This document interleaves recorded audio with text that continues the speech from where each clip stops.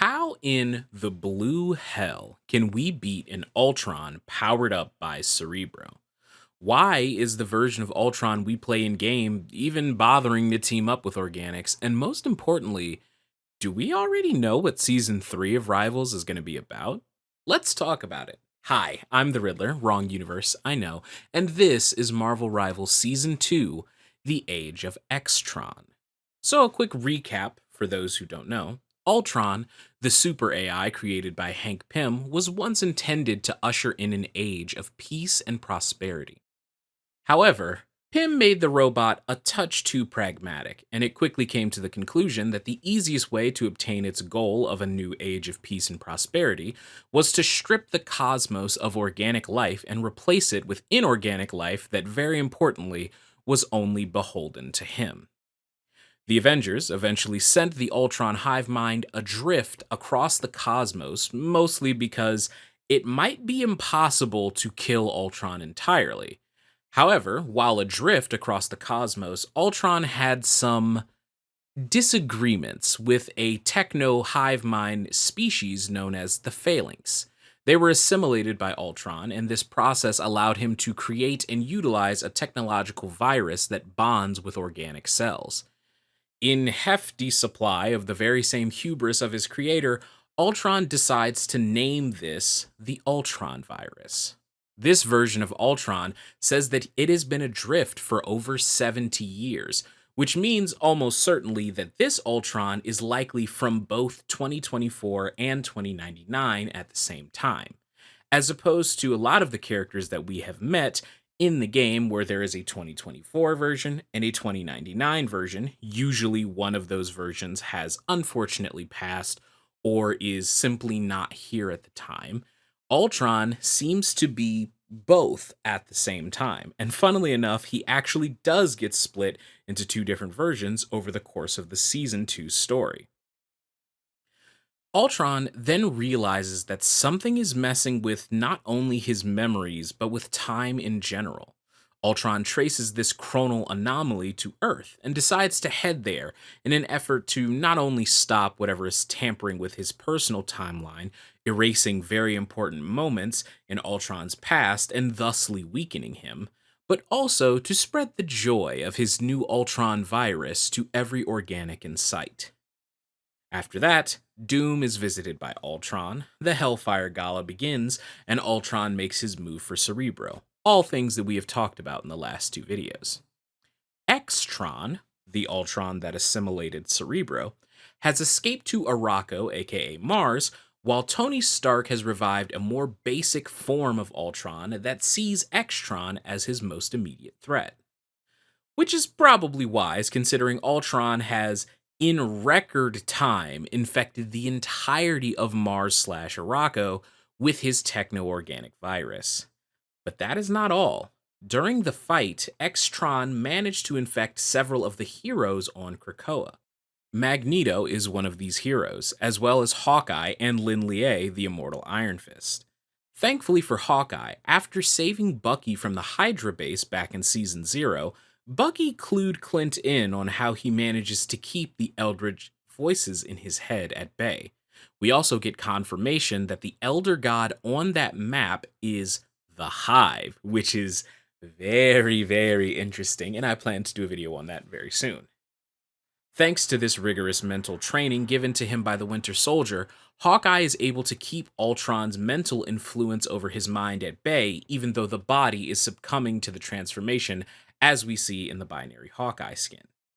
In the case of Magneto, he is using his telemagnetic mastery to put essentially psychic barriers in his brain, preventing the spread from the inherently metal virus. Lin Lie is all about focus and mental training, seeing as he is the immortal Iron Fist. I find it very interesting that we essentially are told that Lin Lie will or should get one of these robotic skins, but at the time of recording, that skin has not been announced in the game yet. And we have heard nothing about this skin, but given that Magneto got a skin and Hawkeye got a skin, you gotta assume that Iron Fist is getting like a corrupted metal skin at some point too, right? Um, Either way, Those three heroes have, at this point, nothing to lose, while our other organic heroes, I'm sure, would love to not be infected in the first place. Seeing as these three have already gotten infected, they lead the charge on the attack of Ultron. Well, they lead with a little help from the ever helpful and affable Victor Von Doom. See, Doom 2099 never left Krakoa when the heroes did, and under the supervision of Emma Frost, he had begun purging Krakoa of the chronovium that was poisoning the living island. And with that unbelievably massive amount of raw chronal energy, after the opening made by the heroes when Magneto rips Cerebro out of XTron and forges the X sword, which you can see in the Magneto, the new MVP of Magneto, Doom uses his overwhelming chronal energy to erase Xtron from existence. But Doom, of course, doesn't stop there. He then turns his extraordinary power on the heroes he briefly allied himself with. Shocker, who could have guessed that? Despite the fact that we are using the pseudonym Xtron to distinguish between the story's version of Ultron that got a hold of Cerebro and the playable version of Ultron revived by Tony Stark, those are technically the same being. The only reason that Tony Stark was able to revive Ultron and place his quote unquote blockers on the programming is because Xtron left an intact Ultron bot on Krakoa. Rather than integrating Cerebro with himself, he built himself a totally new body around Cerebro to fully integrate it with essentially no time. It's almost the equivalent of remaking a file on a new hard drive as opposed to transferring it from one hard drive to the other. So since Tony Stark rebooted that Ultron, they are both Ultron. They are both the same singular being split into two different bodies. Xtron, however, has a different processing power, different goals, different ambitions. His calculations are different because he is Xtron, and all of the bots that he can create that serve him are extensions of Xtron. Ultron, the character that we play in the game, being revived by Tony Stark, has now been essentially split off from that hive mind to form a different one on its own.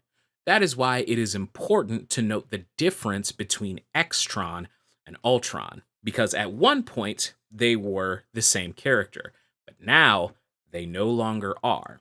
And as Doom erases Xtron from existence, Doom only erases Xtron. He does not erase the remaining Ultron that remains functioning in the timeline. So as the heroes attempt to subdue Doom, Ultron makes its move. He runs Doom through with the Technoblade that he uses as his melee in the game, intending to infect Doom with the Ultron virus and thusly use the chronal energy that Doom had collected for himself. This doesn't work, however, because in the most stereotypical comic book way that you could possibly imagine, it was never Doom. It was a Doom bot because Victor loves fucking doing that. As it turns out, the visions that we see at the very beginning of season 2 that clues Doom in to Ultron's appearance, it didn't stop where the story stopped talking about it. They showed Doom all of this happening. His vision extended all the way to the end of season 2, where we are now. It showed him successfully taking Krakoa's chronovium. It showed him successfully erasing Xtron. It also showed him being run through by Ultron and turned into his techno-organic slave. So there was no victory here. There was no way that Doom came out on top considering what his plan was. The visions he had of odd fused together flesh and humanoid, organic, inorganic hybrids. He had those visions about Magneto, Lin Lie, and Hawkeye. Those were what he saw. That's what that was a reference to. Everybody assumed that it was an apocalypse because describes the planet as being completely run over by Ultron's technology. But the planet he saw wasn't Earth, it was a Rocco. And as everything ended up going, everything turned out fine, except if Doom really went there, he would have been turned into a techno organic slave. So the only way to ensure the actual downfall of XTron would be for Doom to send a Doombot so that everything goes how it is supposed to, except instead of XTron or Ultron for that matter, getting his hands on all the chronovium in Krakoa, he simply kills a bot and that energy is dispersed. That is the best that Doom can do. And I guarantee you, he's really, really mad about that. And honestly, that is basically the story of season 2 done. Doom was played by time once again in his attempts to overreach, and the Extron threat is quelled. But as you can tell, I'm sure, by the time left in this video, we're not totally done.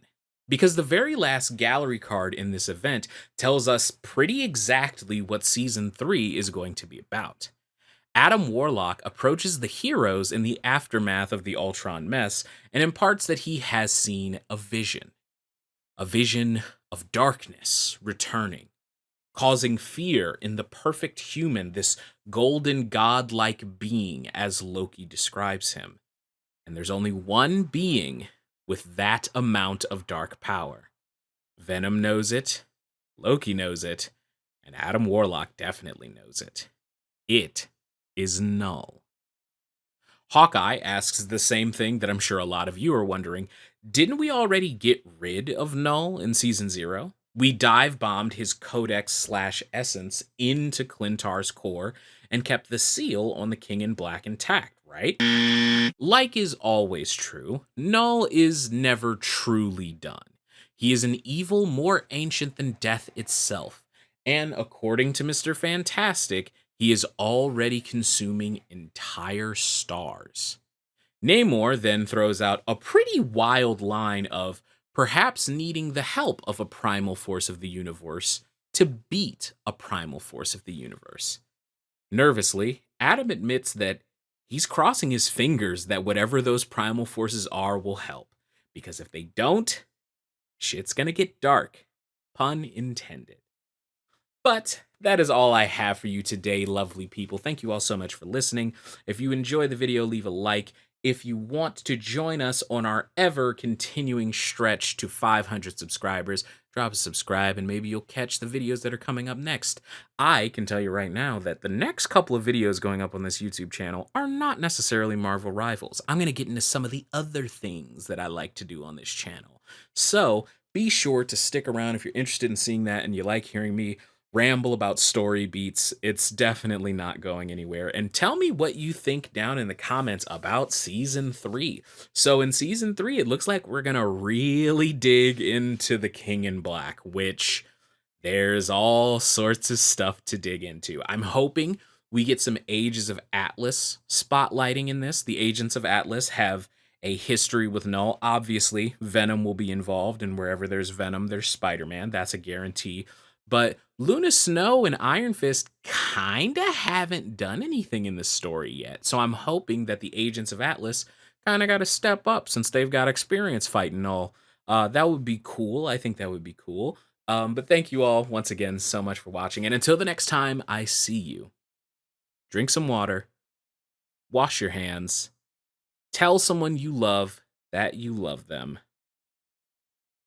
and be good people.